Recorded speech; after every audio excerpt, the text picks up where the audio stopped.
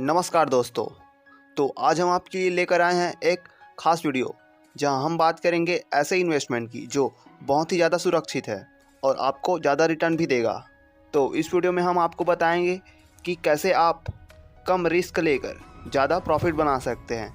यानी कि आज हमारे लिस्ट में है 6 ऐसे एसेट जिनमें आप इन्वेस्ट करके पैसा बना सकते हैं, वो भी सिक्योर तरीके से।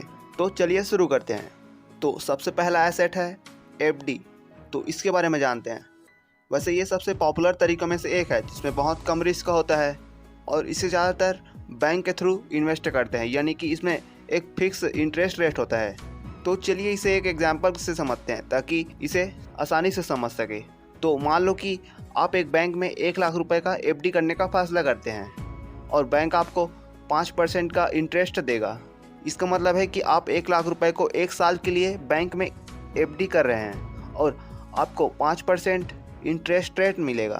तो आपके 1 लाख रुपए के लिए प्रिंसिपल अमाउंट यानी कि मूल राशि जो कि 1 लाख रुपए है और इंटरेस्ट रेट यानी कि ब्याज दर जो कि 5% पर एनम है, यानी कि हर 1 साल का है।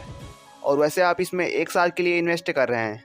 तो अब इस FD के लिए आपका रिटर्न कैसे कैलकुलेट होगा उसे देखते हैं। तो वैसे हमें इंटरेस्ट निकालना है, तो इसके लिए एक फार्मूला होता है, तो उसको हम यूज़ करते हैं। तो सबसे पहले हम 1 लाख गुणित 5 गुणित 1 भागित 100, यानी कि हमारा फार्मूला आप स्क्रीन पर देख सकते हैं। तो बाकी इसका कैलकुलेट करने पर हमें 5,000 रुपये का पर ईयर इंटरेस्ट मिलेगा। इसका मतलब 1 साल के बाद आपको 5,000 रुपये मिलेगा, यानी कि आपके इन्वेस्टमेंट के ऊपर 5,000 रुपये एक्स्ट्रा मिलेगा जो कि इंटरेस्ट है, यानी कि आपको 1,05,000 रुपये मिलेगा। वैसे FD बहुत ही ज़्यादा सिक्योर होता है, हाँ, लेकिन याद रहे कि FD रिटर्न टैक्सेबल होता है और इन्फ्लेशन के समय में परचेजिंग पावर कम हो सकती है, इसीलिए लॉन्ग टर्म वेल्थ क्रिएशन के लिए भी और इन्वेस्टमेंट ऑप्शन को भी देख सकते हैं। बाकी अब देखते हैं हमारा दूसरा एसेट जो कि है गवर्नमेंट बॉन्ड्स या फिर सरकारी बॉन्ड्स। इसे सरकार द्वारा जारी किया जाता है। ये एक फाइनेंशियल इंस्ट्रूमेंट होता है। इनमें सरकार अपने कैपिटल रिक्वायरमेंट को पूरा करने के लिए पैसा जमा करती है। ये बॉन्ड इन्वेस्टर्स के लिए एक सुरक्षित तरीका होता है पैसा इन्वेस्ट करने का। तो इसे भी मैं एक एग्जांपल से समझाता हूँ ताकि आसानी से समझ सकें। तो मान लीजिए एक सरकार है जिसे हम अभी XYZ सरकार कहेंगे। तो XYZ सरकार को पैसे की ज़रूरत है इंफ्रास्ट्रक्चर डेवलपमेंट के लिए। तो XYZ सरकार गवर्नमेंट बॉन्ड जारी करती है और इन बॉन्ड के कुछ फीचर्स होते हैं, जैसे नंबर 1 प्रिंसिपल अमाउंट। तो ये वो अमाउंट होती है जो इन्वेस्टर्स बॉन्ड परचेस करते वक्त सरकार को देता है। Number 2 maturity date. ये वो डेट होता है जब बॉन्ड का टर्म ख़त्म हो जाता है और सरकार इन्वेस्टर्स को अब उसका प्रिंसिपल अमाउंट वापस कर देता है।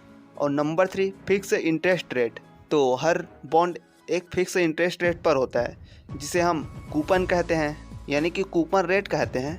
इस रेट के आधार पर इन्वेस्टर्स को रेगुलर इंटरेस्ट पेमेंट किया जाता है। चलो इसे और इजी वे में समझते हैं। फॉर एग्जांपल XY सरकार एक 10 साल का गवर्नमेंट बॉन्ड इशू करती है जिसका प्रिंसिपल अमाउंट 10,000 रुपये और कूपन रेट 5% यानी कि 5% है। इसका मतलब है कि अगर आप बॉन्ड को ख़रीदते हैं तो आपको हर साल 5% 10,000 रुपये का मिलेगा, यानी कि 500 रुपये मिलेगा। इस बॉन्ड की मैच्योरिटी 10 साल बाद होगी और तब आपको 10,000 का प्रिंसिपल अमाउंट वापस मिल जाएगा। और सरकारी बॉन्ड इसलिए भी सुरक्षित होती है क्योंकि सरकार उनकी गारंटी देती है इन्वेस्टर्स को फिक्स इंटरेस्ट रेट के साथ रेगुलर इनकम भी मिलता है और मैच्योरिटी पर प्रिंसिपल अमाउंट भी वापस मिलता है। इसी तरह से गवर्नमेंट बॉन्ड एक सेफ इन्वेस्टमेंट ऑप्शन हो सकता है। तो अब देखते हैं नंबर 3 एसेट जिसमें है ब्लू चिप स्टॉक्स। तो ये वो इन्वेस्टमेंट है जिसमें थोड़ा रिस्क होता है, पर इसमें आप उन कंपनीज के शेयर्स खरीदते हैं जो इस्टेब्लिश्ड है, यानी कि वो फाइनेंशियली भी स्ट्रॉन्ग्स हैं। और अगर आप इन स्टॉक्स में इन्वेस्ट करते हैं तो ज़्यादातर लोगों को तो यहाँ प्रॉफिट ही मिलता है क्योंकि ये स्टेबल है। और ऐसा नहीं कि बहुत ज़्यादा इसमें रिटर्न मिलता है, आपको एक स्टेब्लिश ही ग्रोथ मिलेगा जिससे आप स्टेब्लिश ही रिटर्न मिलेगा। जैसे इसके कुछ एग्जाम्पल है, जैसे कि रिलायंस इंडस्ट्री लिमिटेड, और नंबर 2 लेते हैं एप्पल का शेयर्स। बाकी ये दोनों ब्लू चिप स्टॉक्स के कैटेगरी में आता है। बाकी और भी है। इन दोनों स्टॉक्स को बताने का मतलब मेरा ये है कि आप समझ पाओ कि किस तरह के स्टॉक्स को ब्लू चिप स्टॉक्स के कैटेगरी में डाला जाता है। बाकी इसमें इन्वेस्ट करने के और कुछ फ़ायदे भी होते हैं, जैसे कि इसमें डिविडेंड मिलने के चांसेस होते हैं, और जब स्टॉक का प्राइस बढ़ता है तब उसमें भी बेनिफिट होता है कि जब आप उसे सेल करते हैं तब आपको प्रॉफिट होता है। लेकिन इसमें भी अगर आप लॉन्ग टर्म इन्वेस्ट करते हैं तो आपको ज़्यादातर टाइम बेनिफिट ही होता है, यानी कि प्रॉफिट होता है। बाकी हम अभी पहुंच गए हैं हमारे लिस्ट के चौथे एसेट के पास, यानी कि हमारा चौथा एसेट है म्यूचुअल फंड्स। इसे तो आपने टीवी के एड ब्रेक्स में ज़रूर देखा होगा, बहुत ही फास्ट तरीके से दिखाया जाता है, कई लोगों ने सुना भी होगा। तो चलिए थोड़ा इसका डिटेल बताता हूँ, वो भी एग्जाम्पल के साथ। तो इमेजिन कीजिए कि आप एक इक्विटी म्यूचुअल फंड में इन्वेस्ट करते हैं जो प्राइमरीली स्टॉक्स में इन्वेस्ट करता है। इस फंड में आपके पैसे के साथ दूसरे इन्वेस्टर्स के पैसे भी जमा होते हैं। और वैसे पहले बता दूं कि म्यूचुअल फंड के किसी फंड को फंड मैनेजर उसको मैनेज करता है, और जो पैसा आप जमा करते हैं उसे वो फंड मैनेजर स्टॉक्स में इन्वेस्ट करता है, यानी कि म्यूचुअल फंड में। तो चलिए अब इसे एग्जाम्पल को थोड़ा और क्लियर करते हैं और देखते हैं हमारे लिए ये कितना ज़्यादा प्रॉफिटेबल है। तो सपोज़ आपने 10 साल पहले 1 लाख रुपए म्यूचुअल फंड में इन्वेस्ट किया, और इस पीरियड के दौरान इकोनॉमी में ग्रोथ होती है, फंड मैनेजर ने बेहतर स्टॉक सिलेक्शन की, इस वजह से आपके इन्वेस्टमेंट की वैल्यू बढ़ गई है, आपके पैसे की करंट वैल्यू 2,50,000 हो गई है, यानी कि इससे आपने अच्छा रिटर्न जनरेट किया। लेकिन इस प्रोसेस में रिस्क भी होता है। वैसे स्टॉक मार्केट में वॉलेटिलिटी भी होती है, और कभी कभी मार्केट डाउनसाइड भी होती है अगर इकोनॉमी में रिसेशन आती है तो, या फिर किसी पर्टिकुलर इंडस्ट्री में भी कुछ प्रॉब्लम होती है तो फंड की वैल्यू घट भी सकती है। लेकिन अगर आप म्यूचुअल फंड में लॉन्ग टाइम के लिए रहते हैं तो आपको ज़्यादातर टाइम प्रॉफिट ही होता है। और अगर आपने जब रिसेशन आया, यानी कि जब मार्केट डाउन जा रहा है, तब आपने उसे सेल कर दिया और विड्रॉ कर दिया, तब तो आपको नुकसान उठाना ही पड़ेगा, क्योंकि आपने तो उसे सेल ही कर दिया। तो यहाँ पर एक ऐसा टिप कि जिसे आप हमेशा फॉलो करेंगे कि आप अपना गोल डिसाइड करेंगे कि कितने साल के लिए उसे होल्ड कर रहे हैं। बाकी इसमें और भी कई कैटेगरीज होती हैं जिसमें आप इन्वेस्ट कर सकते हैं। तो अब देखते हैं हमारी लिस्ट के 5वें एसेट के बारे में, तो जो कि है गोल्ड। तो इसे एक इजी एग्जांपल से समझते हैं। तो सोचिए आपने 1 लाख रुपए गोल्ड में इन्वेस्ट किया, 1 साल बाद गोल्ड की कीमत में 10% की बढ़ोतरी हो जाती है, और अब आपका इन्वेस्टमेंट 1,10,000 का हो गया है। यह सिंपल कैलकुलेशन है और ये बहुत ही ज़्यादा सिक्योर होता है। और गोल्ड के ETF में भी इन्वेस्ट कर सकते हैं, और गोल्ड में अगर आप डिजिटल गोल्ड में इन्वेस्ट करते हैं तो कुछ टैक्सेस और चार्जेस की भी सेविंग हो जाती है, जिससे थोड़ा और अच्छा प्रॉफिट हो जाता है।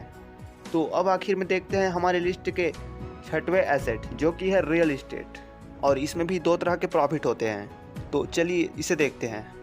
तो रियल इस्टेट से आप समझ ही गए होंगे, यानी कि आपको बिल्डिंग जैसे कि फ्लैट, घर, दुकान जैसे चीज़ों पर आपको पैसे लगाना, यानी कि आपको प्रॉपर्टी खरीदना है। जैसे कि अगर प्रॉपर्टी का कीमत अगर बढ़ जाता है तब आप उसे सेल कर देते हैं, या फिर उससे पहले अगर आपको लगता है कि अभी मुझे सेल नहीं करना तो आप उसे किराए में लगा देते हैं, यानी कि आपको रेंटल इनकम स्टार्ट हो जाता है। यानी कि आपको तो काम नहीं करना, पर जो आपका प्रॉपर्टी है वो आपको इनकम दे रहा है। तो ये एक पहला बेनिफिट है। और दूसरा, जब कीमत बढ़ जाता है, यानी कि जब प्रॉपर्टी की कीमत वहाँ पर बढ़ जाती है तब आपको ज़्यादा रिटर्न मिलता है। और ज़्यादा रिटर्न कहने का मतलब यह है कि आप उसे सेल कर देते हैं, तब आपको दूसरा बेनिफिट मिल जाता है। तो अब इन सब का कंक्लूज़न देखते हैं। वैसे ये कुछ सुरक्षित इन्वेस्टमेंट है जहां अपना धन को लगाकर सुरक्षित तरीके से बढ़ा सकते हैं। याद रहे, हर निवेश के साथ रिस्क भी होता है, इसलिए इन्वेस्टमेंट से पहले अच्छी तरह से रिसर्च करना और हो सके तो सलाह भी लेना। अगर आपको ये वीडियो पसंद आई हो तो लाइक शेयर ज़रूर कीजिए, और ऐसे वीडियोस देखने के लिए हमारे चैनल को सब्सक्राइब कीजिए ताकि और भी सीख सके। तो मिलते हैं नेक्स्ट वीडियो में। जय हिंद।